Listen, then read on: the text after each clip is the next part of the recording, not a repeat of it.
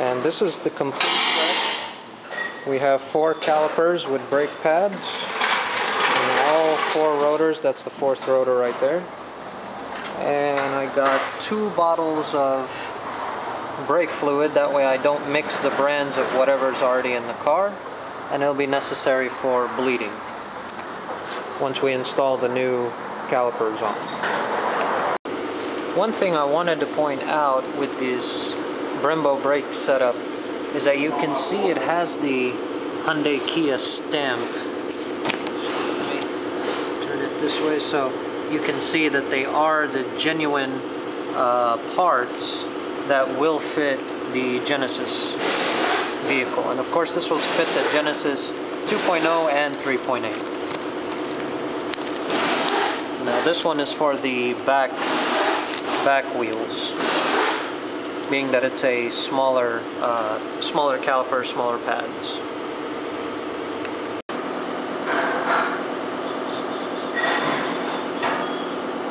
So first you want to disconnect the current old stock calipers and rotors. Well, definitely first take the tire off, the wheel off, and then we start taking off the old caliper.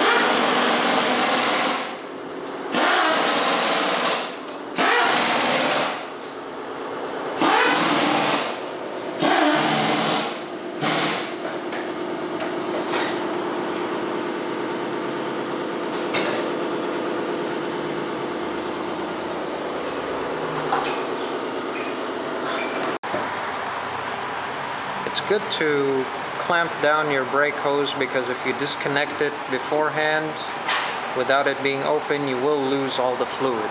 Now don't over tighten it so you don't create any kind of hole inside the rubber.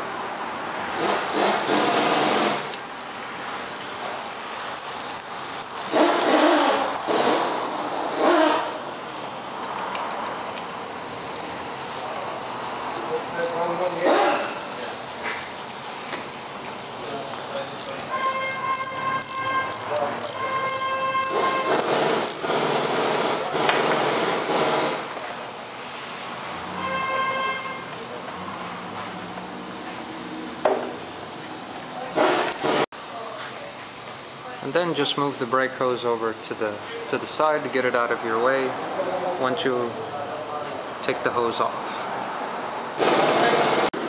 Next you want to unbolt the caliper housing.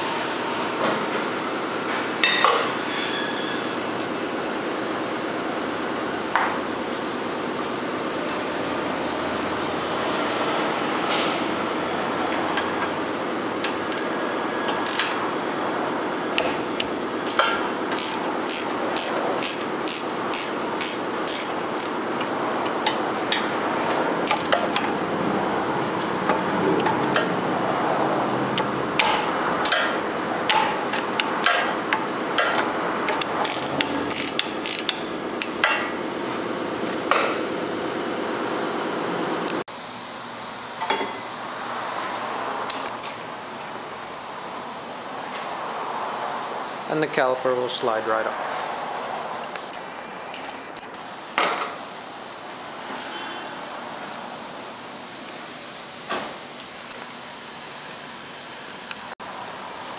Next you want to take off the rotor. You may need an impact screwdriver to loosen those bolts, and simply unscrew.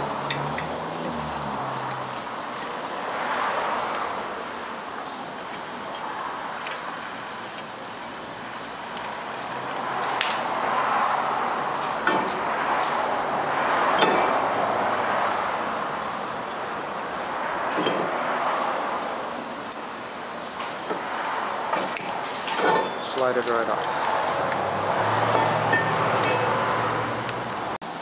Now simply slide the new rotor from the Brembo kit on and tighten the bolts.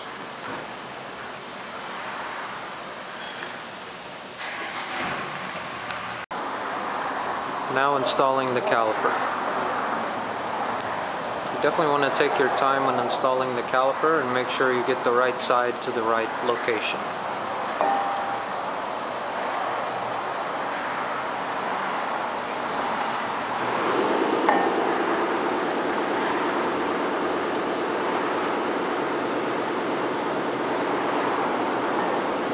Be sure that the brake pads are inside the caliper and the pistons are in the open position so you can slide it on without any issue.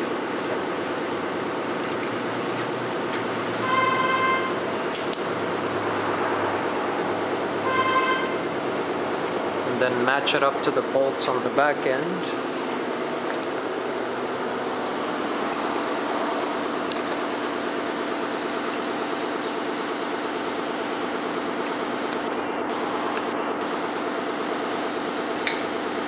And once you get it matched up, it'll take a little bit of work, but once you get it matched up, start to put the bolts in and then connect the brake hose. Just to give you a little more view up close.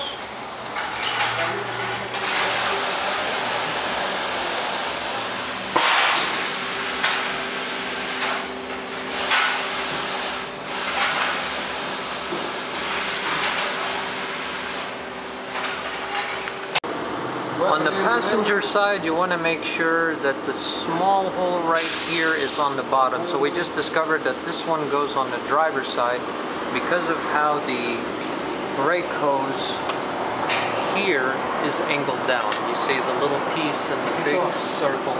So we're going to swap this to the driver's side and put the other one up here. Now you attach the brake line.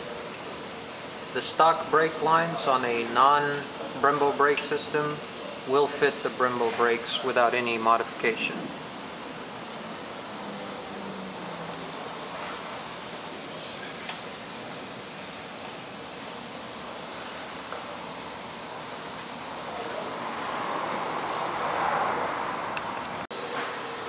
Once you install the brake line and you put your bolts for the calipers to the spindle, then this is pretty much complete. Now just repeat the process to the other 3 wheels and we'll get back to you. Just to give you a little preview of the driver's side.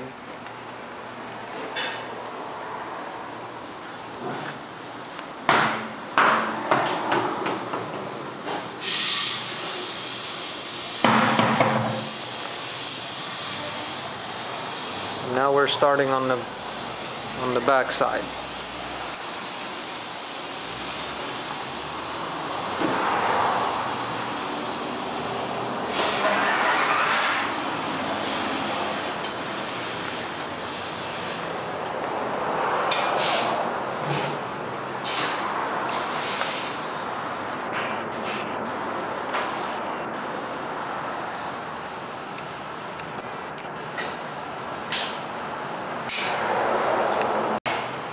So be sure to pinch off the hose so you're not losing all the fluid, and begin to undo the brake line first. And next you unbolt the 2 green bolts to remove the caliper off the spindle.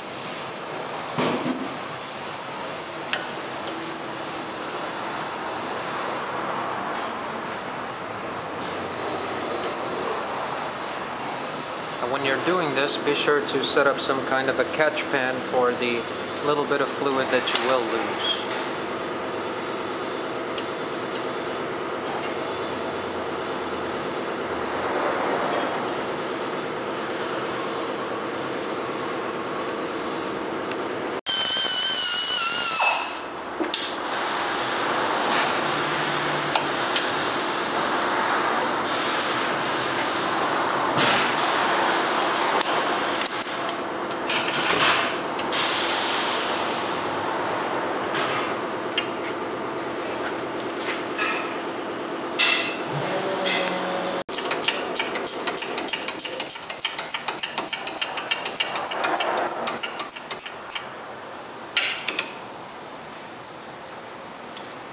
That bottom bolt's a little bit tricky, but once you manage to get it off, slide off the caliper.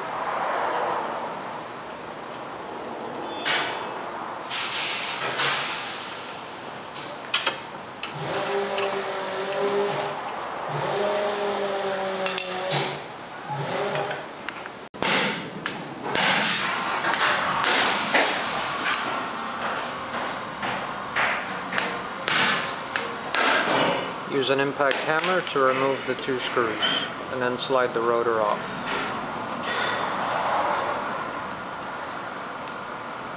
Quito, ¿quién quiere salir en la televisión, güey? ¿Quién quiere salir en la televisión? No, pues yo no puedo salir.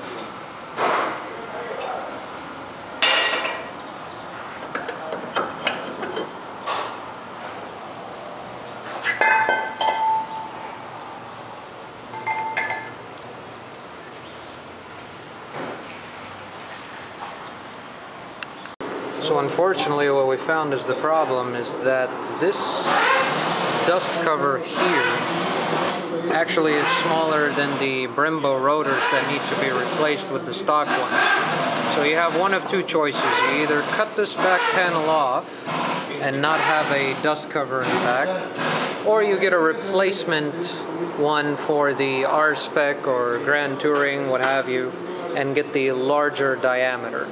I opted for the quicker route for now and just to cut this one off, and later on down the road I can always replace it with a used set of the rotor dust cover.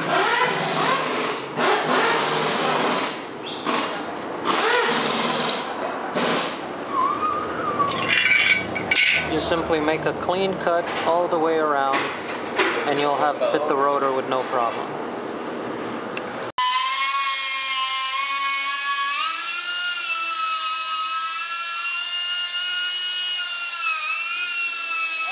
Tacuache, lo asustas, güey. Te estamos grabando, güey. Pon tu mejor sonrisa, güey. Di chis, chis, chis, chis. Chis, chis. Dale, fíjate que todo.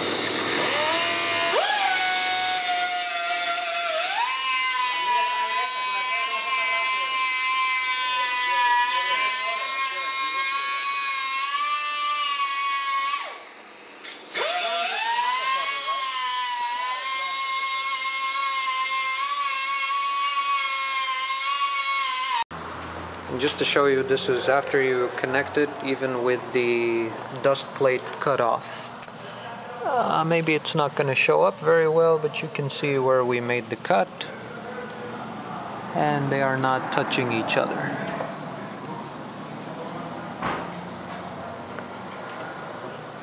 Very clean cut.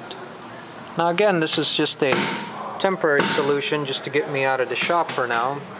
But the ultimate solution is going to be to get the replacement spindle that all fits in the back for the larger diameter rotors.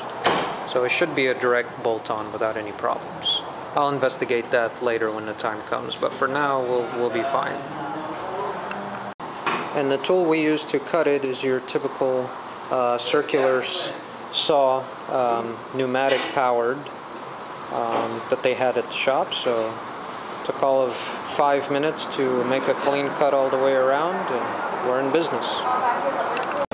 As a final touch, after you get all 4 calipers and rotors installed, spray some brake cleaner and clean up some of the mess that you made with either the dust off the old parts or the oil that may have leaked. So you know, just a good touch-up. One of the final steps now is to bleed each one. There's actually 2 bleeder screws, one on that side, one on this side. And you just do the proper procedure for bleeding the brakes, and you do it for all 4 calipers. Just to get a shot of what it looks like afterwards, and this is on the 18-inch wheels. Very, very nice. Job well done. After you finish bleeding the brakes, just make sure you put the cap back on and topped up on brake fluid, and you're all set. This is on a 2013 Genesis base, Genesis Coupe. Here's a shot of the back.